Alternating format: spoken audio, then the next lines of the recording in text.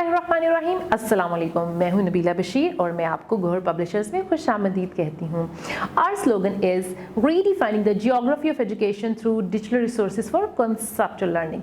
प्यारे बच्चों, इस वीडियो में हम गौहर स्किल अप सीरीज़ वाक़फ़े त्यामा क्लास 1 का यूनिट 10 यानी नबातात की दुनिया का जायज़ा करने लगे हैं। तो चलिए चलते हैं और जायज़ा करते हैं। जी बच्चों, तो जायज़ा हमें पेज 70 पे दिया गया है। अलिफ, तलबा से दर्जल सवालात के ज़ुबानी जवाबात पूछें। पहला सवाल है यानी नंबर 1, हम गंदम के आटे की रोटी खाते हैं, गंदम कहाँ से हासिल होती है? सोचिए और बताएं। गंदम पौधों से हासिल होती है, बिल्कुल ठीक जवाब। नंबर 2, 3 खुराकों के नाम बताएं जो पौधों से हासिल होती हैं। फल, सब्जियां, गंदम, चावल वगैरह हमें कहाँ से हासिल होते हैं? पौधों से हासिल होते हैं। नंबर 3, आपका पसंदीदा फल कौन सा है? तो आपका पसंदीदा फल कोई भी हो सकता है, जैसे मेरा पसंदीदा फल आम है।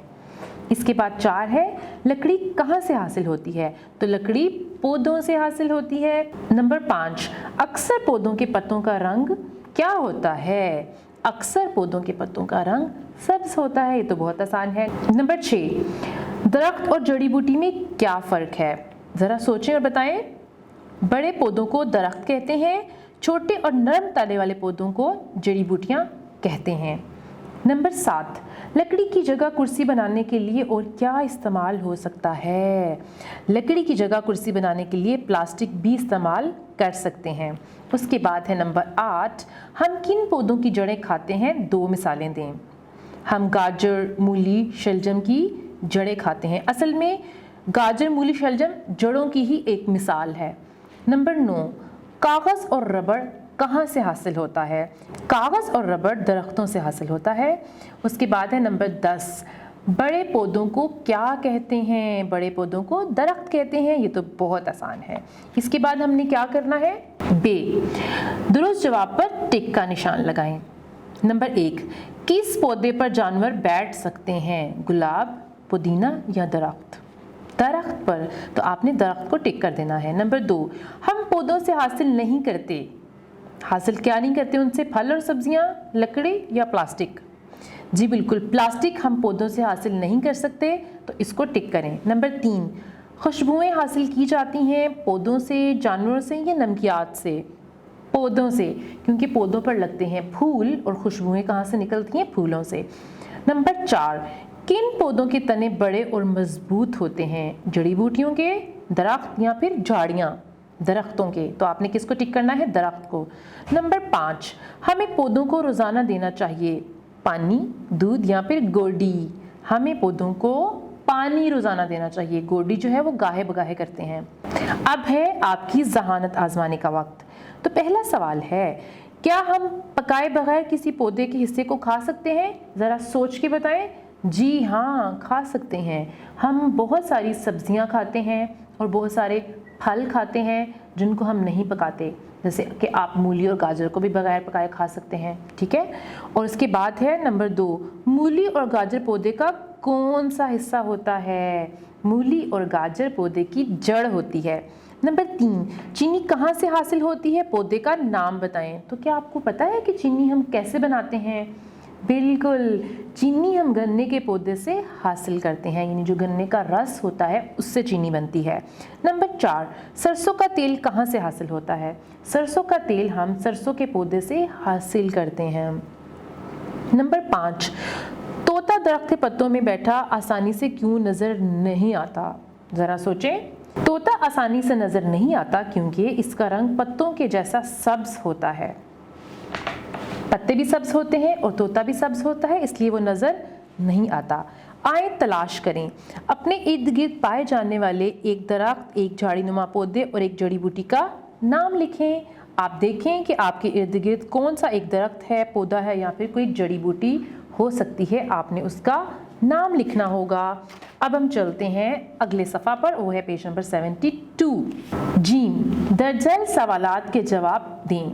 नंबर 1, पौधों की 3 इकसाम बयान करें। तो वो कौन कौन सी हैं?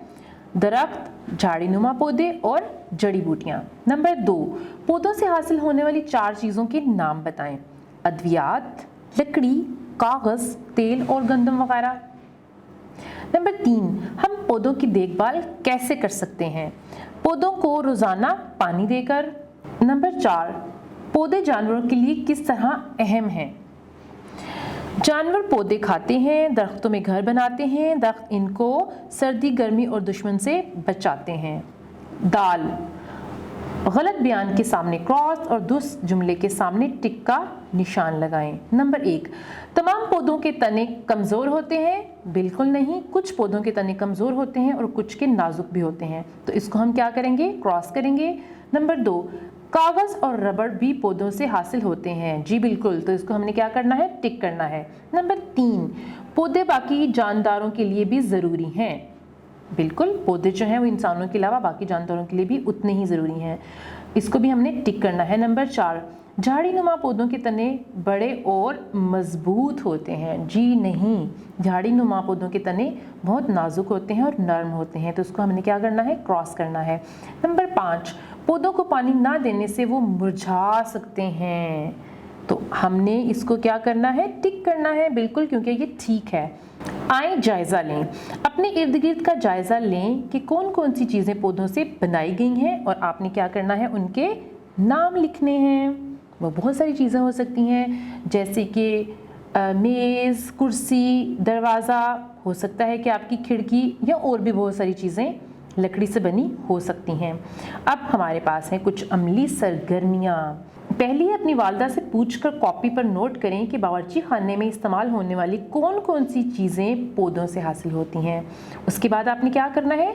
पुराने अखबार या मैगज़ीन से इन चीज़ों की तस्वीर काट कर स्क्रैप बुक में चिपका करें जो पौधों से बनती हैं। नंबर 3, किसी बड़े की मदद से एक चार्ट तैयार करें जिसमें पौधों की देखभाल के तरीके दर्ज हों। उसके बाद हम बात करने वाले हैं अपनी मुआशरती जिम्मेदारियों के बारे में। पौधों की देखभाल क्यों ज़रूरी है? सोचिए, बताएं ज़रा। क्या दूसरों को पौधों की अहमियत से आगाह करना ज़रूरी है? जी बिल्कुल, पौधों की देखभाल करना बहुत ज़रूरी है, क्योंकि अगर हम पौधों की देखभाल नहीं करेंगे तो वो मुरझा जाएंगे या फिर मर जाएंगे, और फिर जो फ़ायदे हमें पौधों से हासिल होते हैं वो नहीं होंगे, और उसके नतीजे में क्या हो सकता है कि हमारे लिए हमारा ज़िंदा रहना भी बहुत मुश्किल हो जाएगा। जी बच्चों, ये था हमारा जायज़ा। मैं उम्मीद करती हूँ कि आपको जायज़े की समझ आ गई होगी। आपने इसको खुद से हल कर लेना है, और वीडियो देखने का बहुत शुक्रिया। अपना बहुत सा ख्याल रखिएगा। अल्लाह हाफ़िज़।